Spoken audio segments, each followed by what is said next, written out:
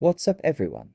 Today, I'm ranking every Friday the 13th movie from my least favorite to my absolute favorite. Just remember, this is my personal opinion.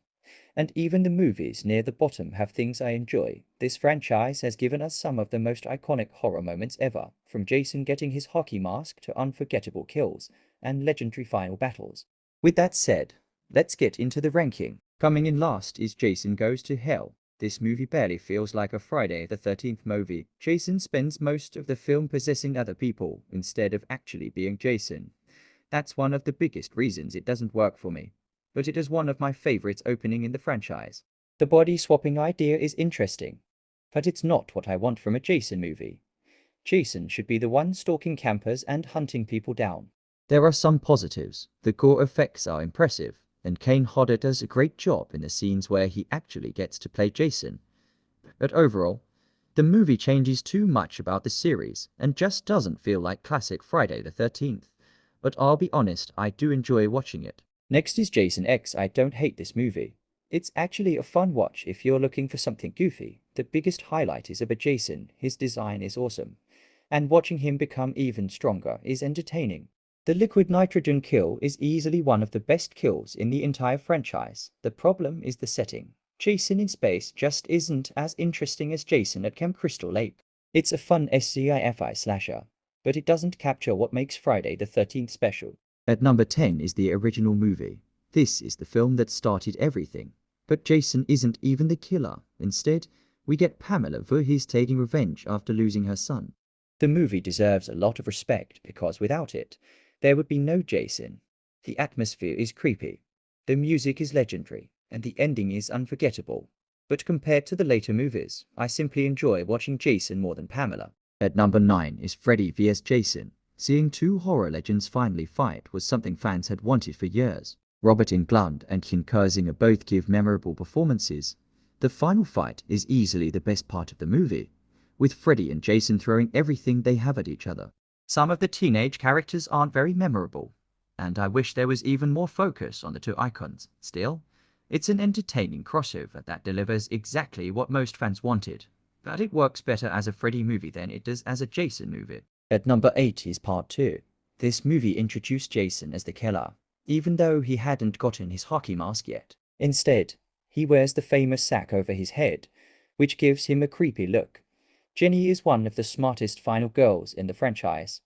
She actually studies Jason and uses psychology against him. The final chase is intense, and the movie has a great atmosphere. It laid the foundation for everything Jason would become, but I enjoy Part 2 every time I watch it, and maybe someday it'll rank higher on my list in the future. Coming in at number 7 is A New Beginning. I know this movie is controversial because Jason isn't actually the killer. Instead, it's Roy Burns, a paramedic who snaps after his son's death. Even though it's not Jason, I still have a lot of fun with this movie. The kills are brutal, the pacing is fast, and the mystery keeps things interesting. It's definitely different, but I think it's underrated, and I think it deserves more credit than it deserves.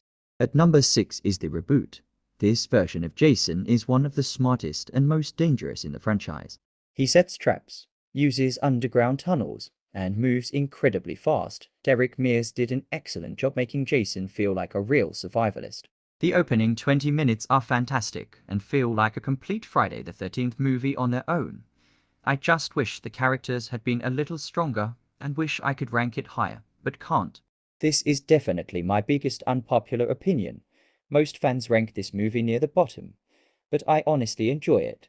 Watching Jason walk through Times Square is unforgettable. The rooftop boxing scene with Julius is one of the most iconic moments in the franchise.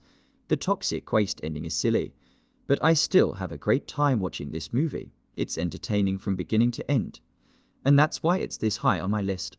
Coming in at number 4 is The Final Chapter, which I know a lot of people have it ranked at 1 or 2 on their list. This movie has some of the best kills in the series thanks to Tom Savini's incredible makeup effects.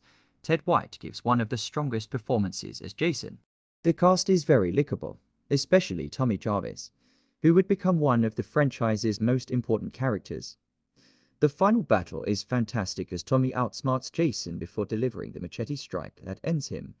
It's one of the best made movies in the franchise, but you'll need to stop saying it's the best. It's very overrated, and fans know it. At number 3 is The New Blood.